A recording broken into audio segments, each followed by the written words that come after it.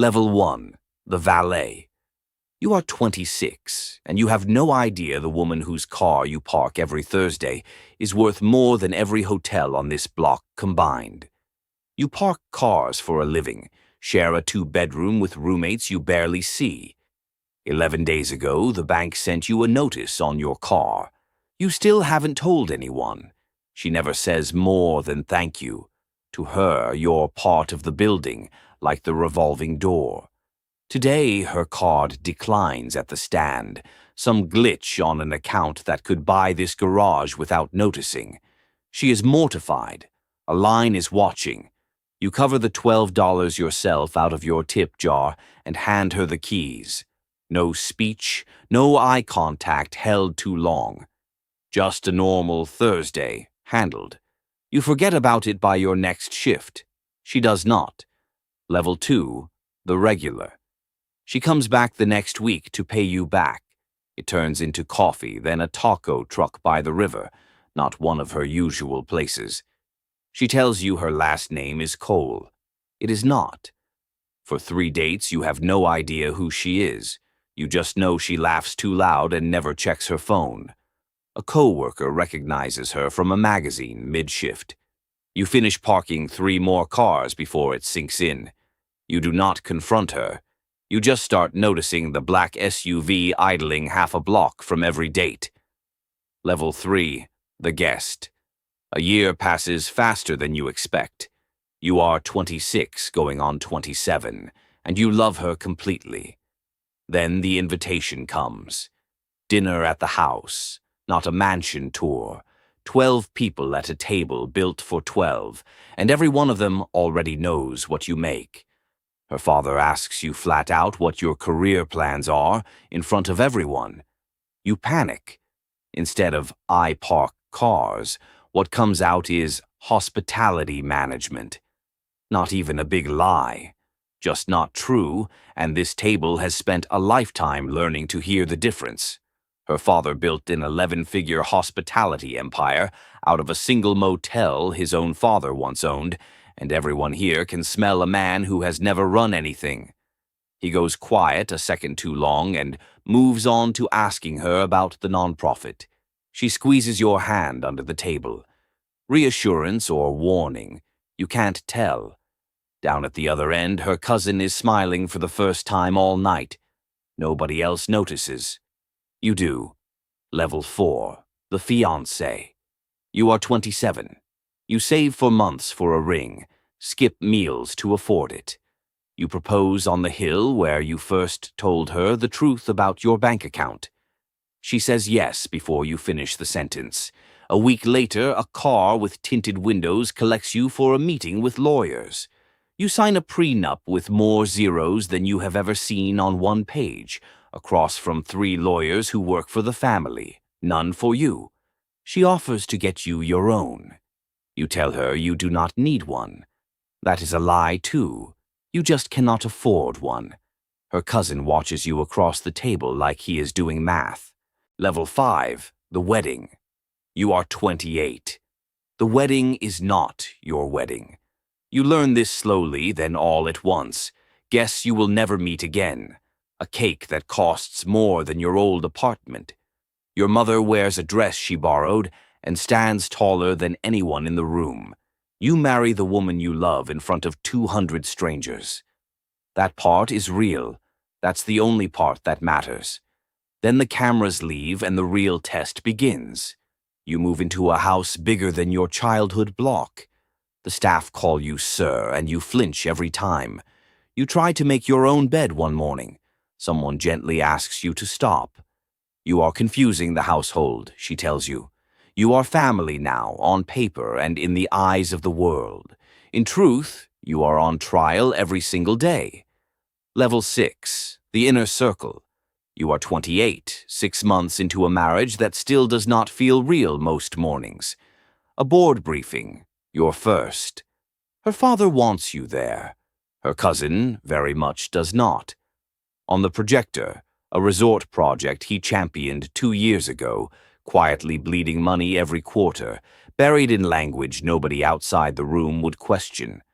Nobody else at the table even flags it. 3 slides pass before you realize you might be the only person in the room actually reading the numbers instead of nodding along. You say nothing in the meeting. You just sit there, in a suit that still does not quite fit, holding something he would do almost anything to keep buried.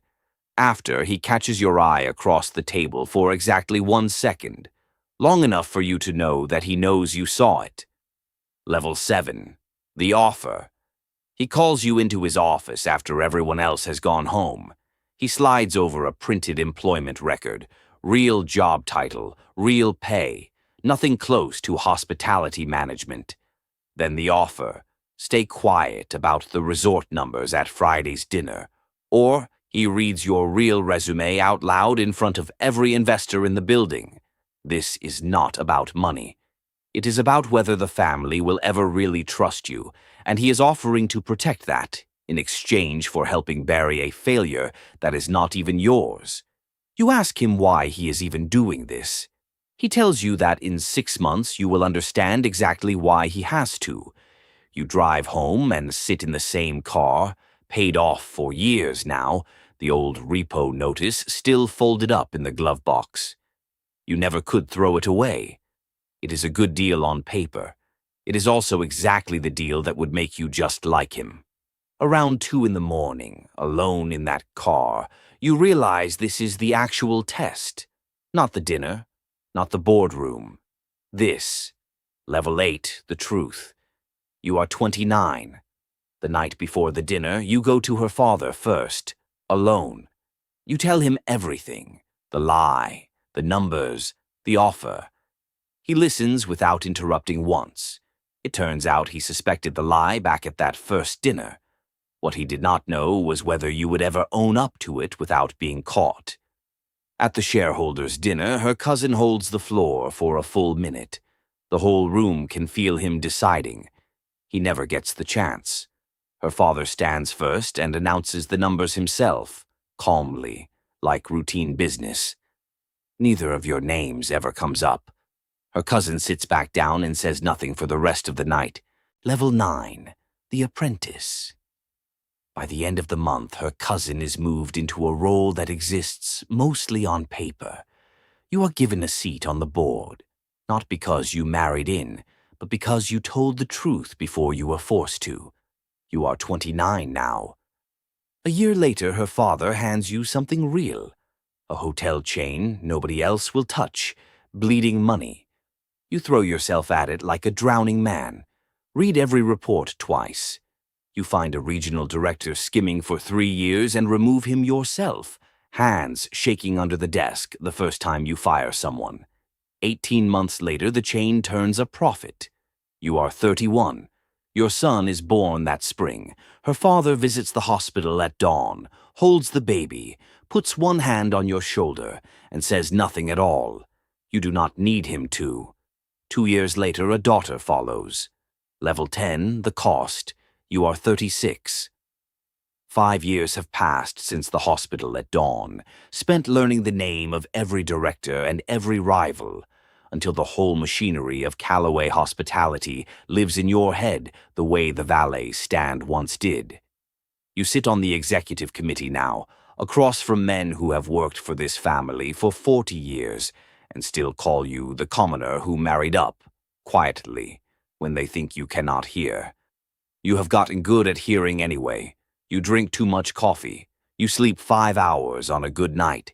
Your doctor mentions your blood pressure twice. You ignore him twice. There is always another fire. You miss your daughter's first recital because a supplier in Singapore falls through at 6 p.m. Houston time. You make it up to her later. Later becomes the family curse you swore you would never pick up, and you pick it up anyway. Level 11, the Steward. The years after blur together the way they do once you stop counting. At 41, you run the whole hospitality division. At 46, your son starts shadowing you on weekends. Your daughter starts asking harder questions than most of the board. Her father leans on you more every year until nobody remembers when exactly you became the person he calls first. You are 51. His health collapses in deep winter. You barely leave his side. He calls you into his room alone one night, machines quiet behind him, and tells you something he has never said out loud, that her cousin was never built to run this, and it has quietly broken his heart. He asks you to protect the family when he's gone, not the company. The family, including the nephew who once tried to blackmail you into silence. You promise him you will.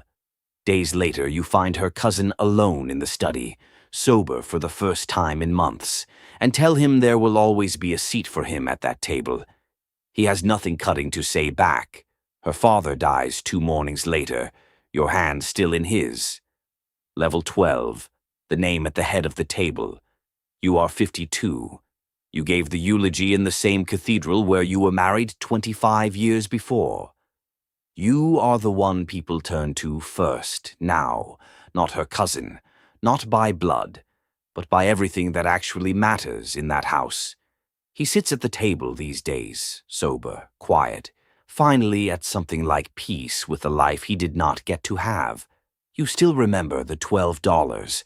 You still remember the taco truck and the tea she ordered to match yours, so you would not feel poor sitting across from her. The money was never the point. That's exactly why they trusted you with it.